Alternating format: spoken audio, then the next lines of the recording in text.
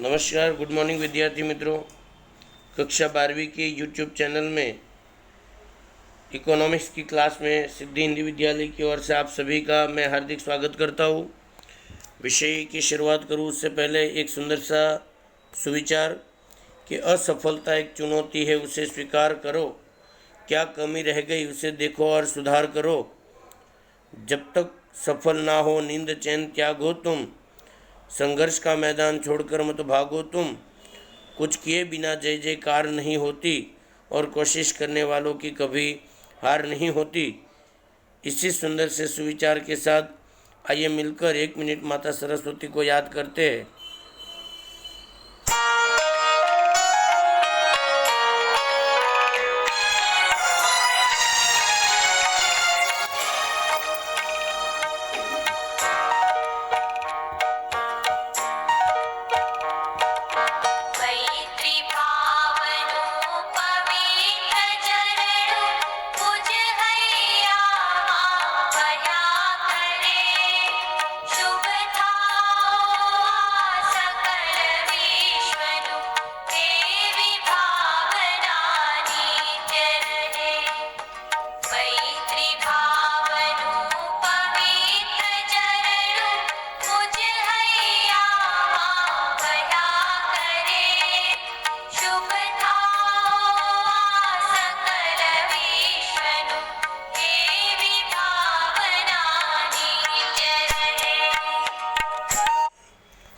सुंदर से सुविचार के बाद बोर्ड की एक पेपर स्टाइल जो डिक्लेयर हुई है कक्षा 12वीं के बच्चों के लिए, उनका एक चार्ट मैंने आप लोगों के सामने रखा है अर्थशास्त्र विषय का। तो थोड़ा एक बार देख लीजिएगा, मैं आप लोगों को जूम करके बता देता हूँ। 1 से 15 सवाल जो आएंगे वो हेतुलक्षी। हेतुलक्षी का मतलब होता है विकल्प के आधार पर 15 सवाल आएंगे। 15 अंकों के 2 अंकों के जो सवाल आएंगे, 16 नंबर से लेकर 30 नंबर के सवाल एक वाक्य के आएंगे।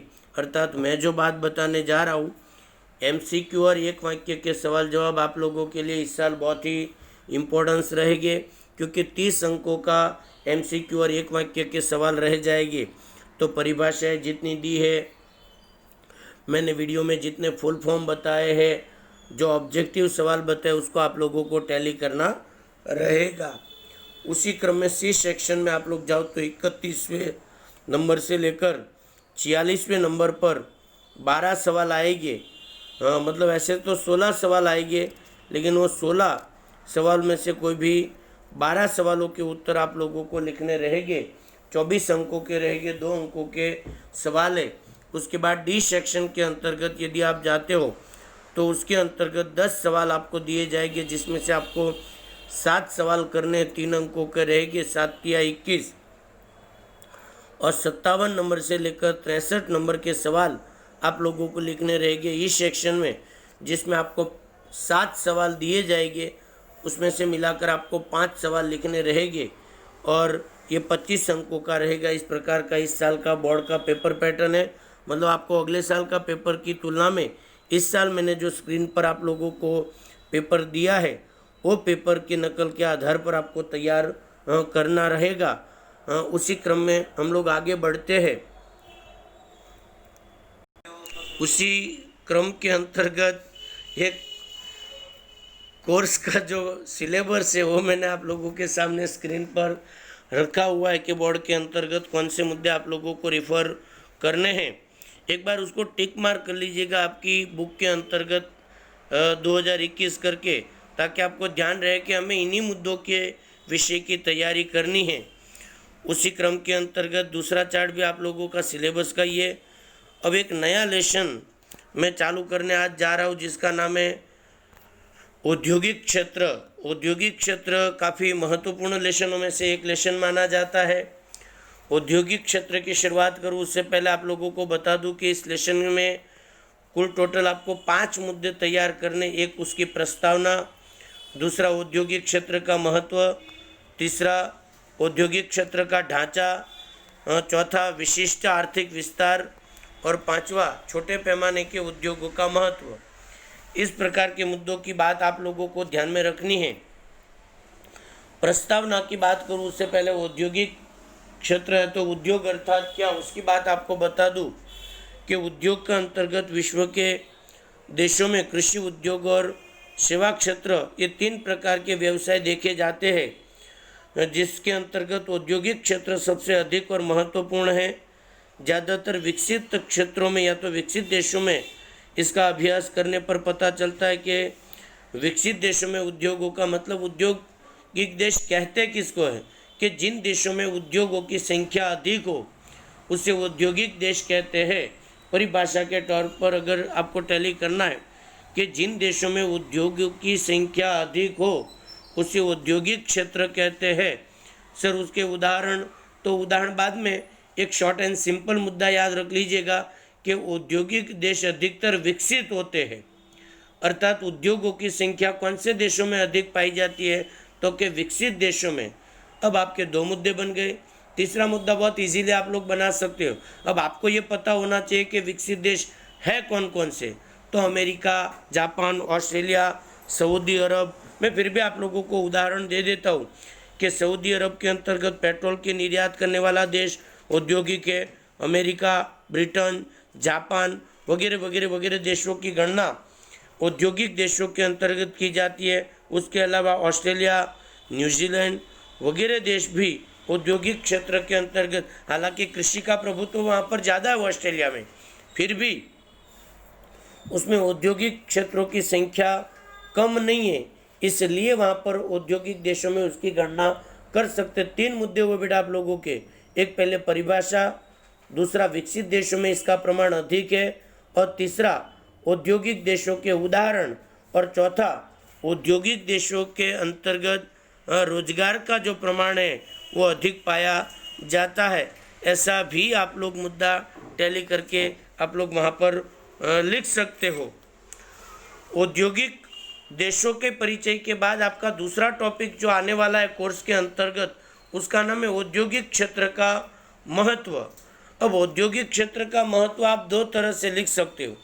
एक शॉर्ट एंड सिंपल, अगर मानो कि 2 अंकों में पूछे कि भाई उद्योग का क्या क्या लाभ है या तो उद्योगों के द्वारा, तो बहुत सरलता से लिख सकते हैं कि उद्योगों के द्वारा अधिक से अधिक लोगों को रोजगारी दी जा सकती है, उद्योगों के द्वारा राष्ट्र की आय में वृद्धि कर सकते हैं, उद्योगों के द्वारा लोगों की आवश्यकताओं को पूरा किया जा सकता है, उद्योगों के द्वारा देश के अंतर्गत अर्थतंत्र का विकास किया जा सकता है, उद्योगों के द्वारा देश के जीडीपी को बढ़ाया जा सकता है। ये सब नॉर्मली मुद्दे हैं जो आप लोग 1 से 12वीं कक्षा के अंतर्गत कहीं ना कहीं इन मुद्दों के बारे में पढ़े होंगे या तो उसके बारे में आपने रिफर भी किया होगा।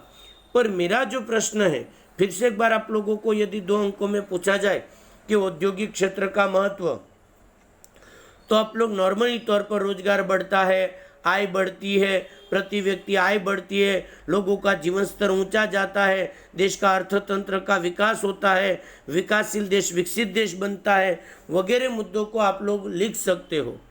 पर यहाँ पर हमें जो बड़ा सवाल अगर लिखना पड़े कि औद्योगिक क्षेत्र का महत्व विस्तृत रूप से समझाओ, तो उसके अंतर्गत मैं थोड़ी जानकारी आपको देना चाहूँगा कि देश के तीव्र आर्थिक विकास के लिए, कृषि क्षेत्र के विकास के लिए, देखो आप लोग टैली कर लीजिएगा, पेज नंबर 121 पर दिया हुआ है। एक, उसका महत्व आर्थिक विकास के लिए, दूसरा कृषि क्षेत्र के विकास के लिए, मतलब उद्योगों का महत्व कहाँ कहाँ पर, आर्थिक विकास में, दूसरा कृषि क्षेत्र के विकास में, तीसरा रोजगार के अवसरों का सर्जन करने में, चौथा अर्थतंत्र के आर्थिक साधनों का अधिक से अधिक उपयोग करने के लिए, पांचवा लोगों की आय में तेजी से वृद्धि करने के लिए, नंबर 6 लोगों के जीवन स्तर को सुधारने के लिए वगैरह उद्योगों का महत्व काफ़ी है, ऐसा कह सकते हैं। भारत जैसे विकासशील देशों में प्रवर्तमान बेरोजगारी और गरीबी जैसी जटिल समस्याओं का निवारण करने के लिए भी उद्योग एकमात्र विकल्प है, ऐसा कहे तो भी गलत नहीं है।